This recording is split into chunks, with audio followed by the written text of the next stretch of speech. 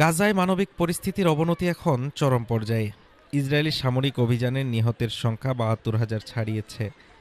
এর মাঝে দেখা দিয়েছে তীব্র খাদ্য পানীয় সংকট। একবেলা খাবারের জন্য চ্যারিটি রান্নাঘরগুলোতে এখন ক্ষুধার্ত মানুষের দীর্ঘ সারি।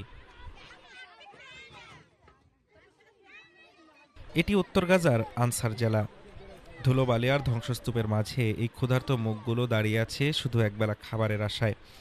গত বুধবারের এই দৃশ্য বলে দেয় গাজায় মানবিক বিপর্যয় এখন কতটা ভয়াবহ। হাতে খালি পাত্র নিয়ে ঘন্টার পর ঘন্টা অপেক্ষা, যদি মেলে সামান্য কিছু খাবার।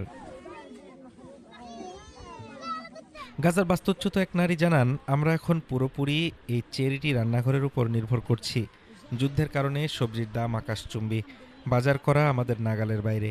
পেটের দায়ে আমরা এখানে ভিড় করি।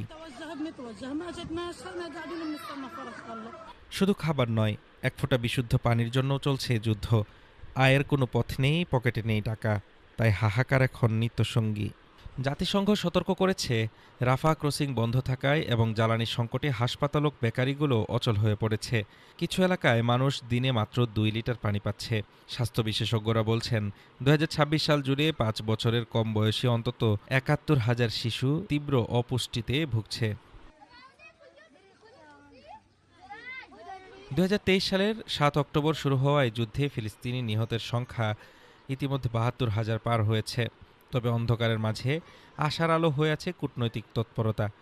ট্রাম্প প্রশাসনের ২০ দফা পরিকল্পনার আওতায় যুদ্ধবিরতি ও গাজা পুনর্গঠনের প্রস্তাব দিয়েছেন মার্কিন দূত স্টিভ উইটকফ।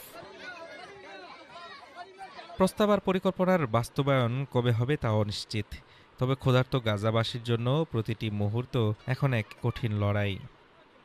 হাফিজুর রহমান তুষার, ঢাকা টুডে।